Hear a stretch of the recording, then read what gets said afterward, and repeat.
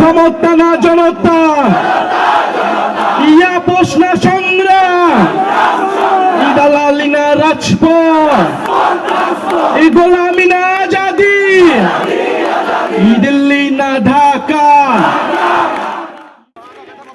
নির্বাচন কমিশনের নিরপেক্ষতা এবং রাজনৈতিক সহিংসতা নিয়ে কঠোর মন্তব্য করেছে এনসিপি।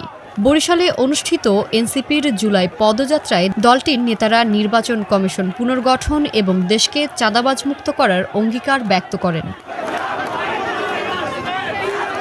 15 জুলাই মঙ্গলবার রাত 8:30টায় নগরীর হাসপাতাল মোড় থেকে এনসিপির আহ্বায়ক নাহিদ ইসলামের নেতৃত্বে হাজারো নেতাকর্মী এই পদযাত্রায় অংশগ্রহণ করে।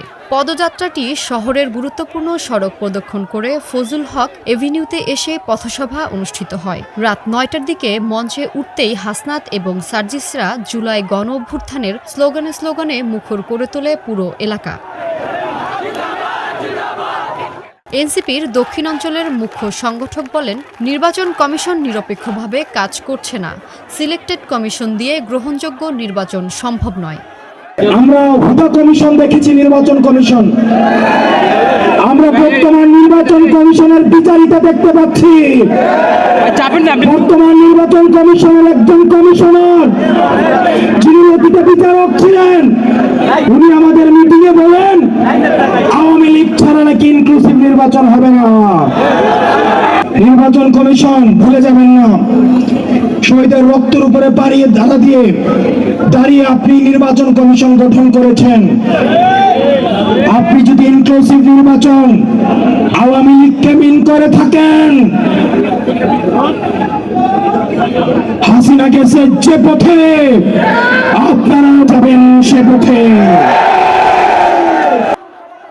এ সময় এনসিপির আহ্বায়ক বলেন, আমরা দেখছি রাজনৈতিক নেতাদের হাতে রক্ত লেগে আছে।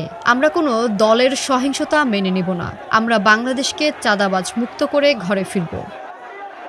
চাঁদাবাজ, সন্ত্রাস, দুর্নীতি, বৈষম্য মুক্ত বাংলাদেশ গড়ে তুলতে হবে। কিন্তু আমরা দেখছি রাজনৈতিক দলগুলোর হাতে রক্তের দাগ লেগে রয়েছে। আমরা দেখছি নিজেদের মধ্যে অন্তর্গন্দল খুনি করছে, সবার হাতেই রক্ত লেগে রয়েছে। আমরা রাজনৈতিক সহিংসতা মুক্ত বাংলাদেশের রাজনৈতিক সংস্কৃতি দেখতে চেয়েছিলাম, চাঁদা মুক্ত অর্থনীতি দেখতে চেয়েছিলাম। কিন্তু বরিশালবাসী গণ অভ্যুত্থানের শক্তি, তরুণ প্রজন্মের শক্তি এখনো ঘুমায় যায়নি, রাজপথে এসেছে।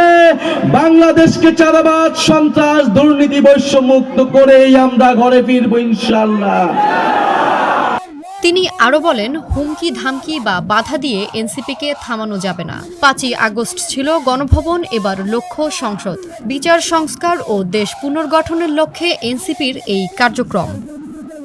প্রিয় বরিশালবাসী, আপনাদের ডাইরেক্ট অ্যাকশন, এনসিপির ডাইরেক্ট অ্যাকশন চলমান রাখতে হবে।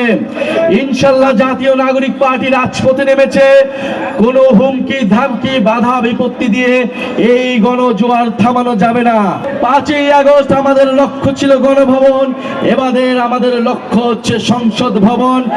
ইনশাআল্লাহ আমরা বিজয় অর্জন করব, বরিশালবাসীকে সাথে নিয়ে এই বিজয় অর্জন করব।